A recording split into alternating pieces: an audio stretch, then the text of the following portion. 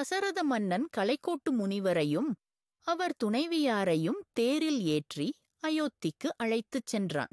வணக்கம் அன்பர்களே.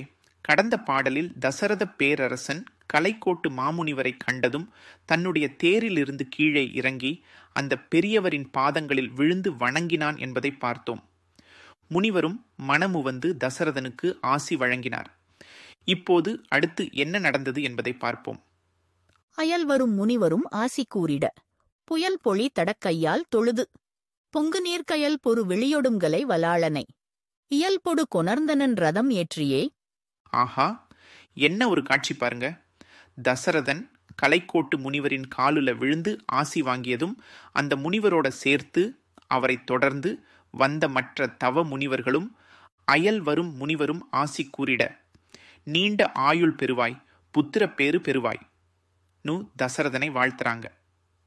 அப்புறம் நம்ம தசரத மன்னன் என்ன செய்தான் தெரியுமா? புயல் பொழி தடக் கையால் தொழுது. என்ன அழகான வர்ணனை பாருங்க. தசரதனோட கைகள் எப்படி இருக்குன்னு பாருங்க. புயல் மழை பொழியிற மாதிரி தாராளமா வாரி வழங்குற கைகளாம். யாரு கேட்டாலும் இல்லைன்னு சொல்லாம மேகம் மாதிரி வாரி வழங்குற வள்ளல் அவன்.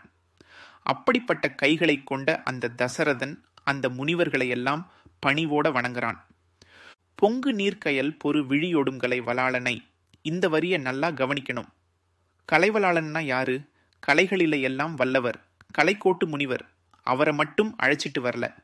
பொங்கு நீர்க்கயல் பொறு விழியொடு, அதாவது பொங்கி ஓடற தண்ணில துள்ளி விளையாடுற கயல் மீனை போல் இருக்கிற கண்களை உடைய கலைக்கோட்டு முனிவரின் மனைவியான சாந்தாதேவி. அவளோட கண்கள் சாதாரண கண்கள் இல்லை, அது கருணையே வடிவான கண்கள். மீன்கள் தன் குஞ்சுகளை கருணையோடு காப்பது மாதிரி உலக உயிர்களை கருணையோடு பார்க்கிற கண்கள். கம்பர் இங்கே ஒரு அழகான ஒப்பீட்டை கொடுக்கிறார். கலைகளில வல்லவர் கலைக்கோட்டு முனிவர், கருணையில வல்லவர் சாந்தாதேவியார். இப்படி அறிவும் கருணையும் ஒன்னா சேர்ந்து போன அந்த தம்பதியினரை ரதம் ஏற்றியே இயல்பொடு கொணர்ந்தனன் தான் கொண்டு வந்த ரதத்துல தன்னோட தேருல அந்த முனிவர் தம்பதியினரை மிகுந்த மரியாதையோட சரியான முறையில ஏத்தி அயோத்தி மாநகரை நோக்கி அழைச்சிட்டு வந்தான். மன்னனுக்கு தகுந்த கம்பீரத்தோட தேர்ல பயணம் செய்ய வேண்டிய தசரதன் அந்த முனிவருக்கும் அவர் மனைவிக்கும் முதல் மரியாதை கொடுத்து அவங்களை தேர்ல ஏத்தி தான் உடன் பயணம் செய்தான்.